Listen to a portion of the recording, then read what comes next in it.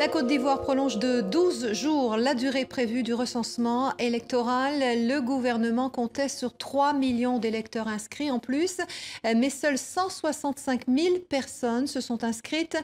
L'opposition, de son côté, dénonce des fraudes en préparation.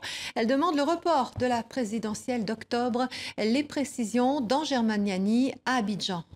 Cette mi-journée en conférence de presse, la porte-parole de la commission électorale indépendante s'est voulue rassurante.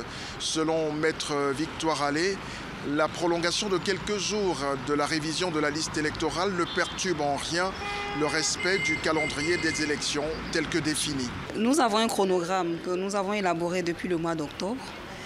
Ce chronogramme, nous sommes en train de l'exécuter et nous travaillons à tenir le délai constitutionnel du mois d'octobre. Et pourtant, il y a débat. Ceux qui veulent d'un report de cette présidentielle demandent qu'un certain nombre de problèmes majeurs d'ordre constitutionnel et sécuritaire soient réglés avant le scrutin. Pas besoin de reporter cette présidentielle, renchérit le parti au pouvoir qui accuse d'ailleurs l'opposition d'amuser la galerie.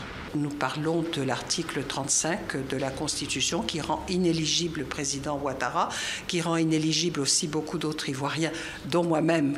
Il y a tout le dispositif électoral à reprendre. Il y a tous les problèmes sécuritaires à prendre à bras-le-corps. Toutes les conditions sont réunies. Maintenant, parler de l'éligibilité du président aujourd'hui, c'est un débat dont l'objectif est de distraire les Ivoiriens. Et nous n'allons pas tomber dans ce genre de pièges. Ce sont des débats surannés qui n'ont plus lieu d'être et qui n'apportent rien. Le premier tour de la présidentielle ivoirienne est annoncé pour le 25 octobre prochain.